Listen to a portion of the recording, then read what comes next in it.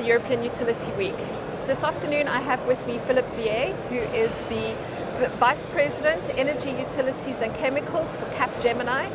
And we're going to be speaking this afternoon, Philippe, about the World Energy Markets Observatory, or as it is affectionately known at Capgemini as WEMO.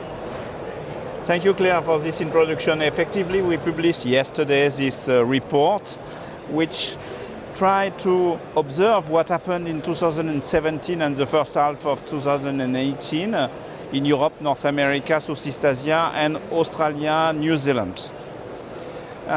We published it yesterday. I presented it on the fair, and it's very appreciated by our clients and the journalists and the analysts too.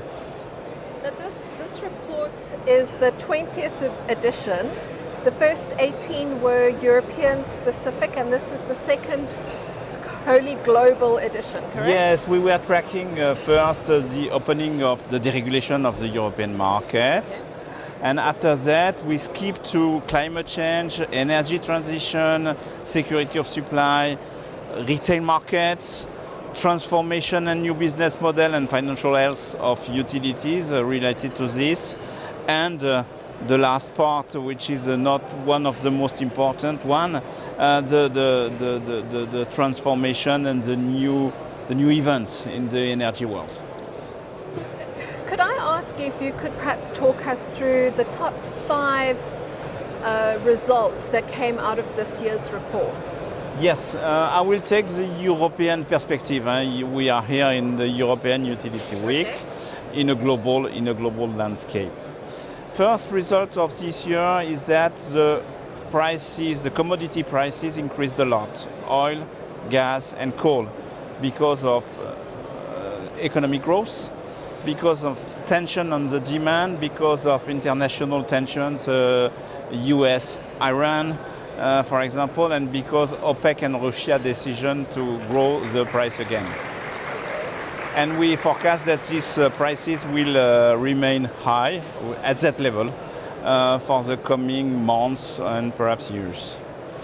This is the first finding, and this is a good news for some players, not for the customer, because it means an increase on price, but for the utilities, they sell at a better price because the consequence of it was a wholesale market rebound, also prices rebound.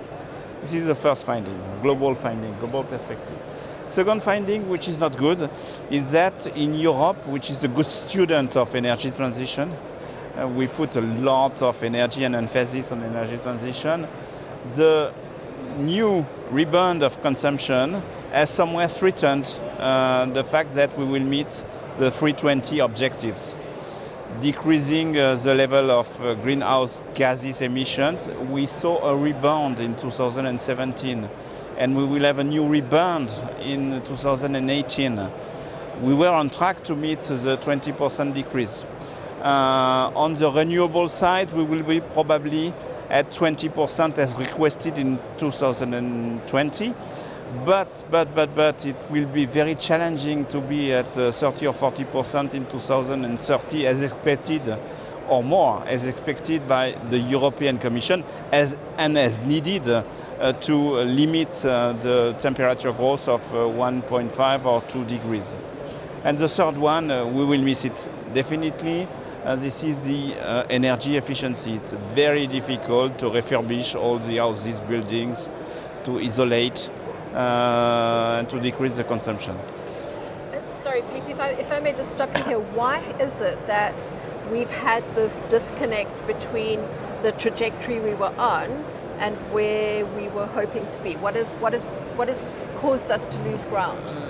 First of all, the economic growth. When we have 2.5% of economic growth, if we are only at 1.5% or 1.4% of new emissions, that means that we were more efficient than in the past, but not enough to decrease the gases emissions.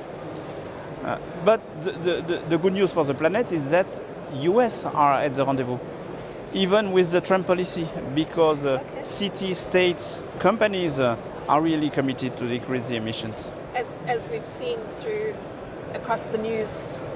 So this is the Yeah. second finding of the report, the climate change objectives and the energy transition